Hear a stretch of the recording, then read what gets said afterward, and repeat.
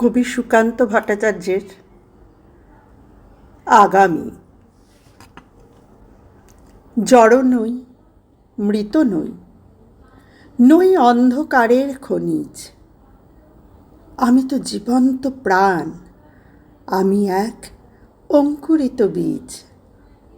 মাটিতে লালিত ভীরু, শুধু আজ আকাশের ডাকে মেলেছি সন্দিগ্ধ চোখ, স্বপ্ন ঘিরে রয়েছে আমাকে। যদিও নগণ্য আমি তুচ্ছ বটবৃক্ষের সমাজে, তবু ক্ষুদ্র এ শরীরে গোপনে মর্মর ধ্বনি বাজে। বিদীর্ণ করেছি মাটি, দেখেছি আলোর আনাগোনা, শিকড়ে আমার তাই অরণ্যের বিশাল চেতনা। আজ শুধু অঙ্কুরিত, জানি কাল ক্ষুদ্র ক্ষুদ্র পাতা উদ্দাম হাওয়ার তালে তাল রেখে নেড়ে যাবে মাথা।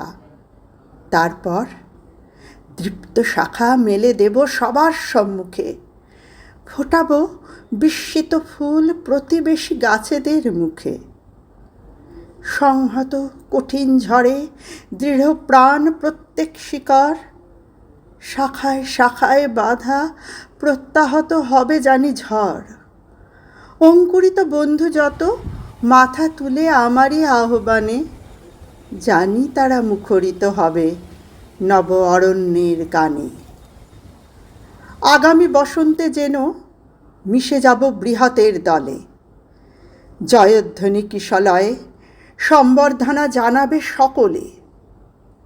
ক্ষুদ্র আমি, তুচ্ছ নই, জানি আমি ভাবে বনস্পতি। বৃষ্টির মাটির রসে পাই আমি তারিত সম্মতি। সেদিন ছায়ায় এসো, হানো যদি কঠিন কুঠারে, তবুও তোমায় আমি হাতছানি দেব বারে বারে। ফল দেব, ফুল দেব, দেব আমি পাখিরও কুজন। একই মাটিতে পুষ্ট তোমাদের আপনার জন।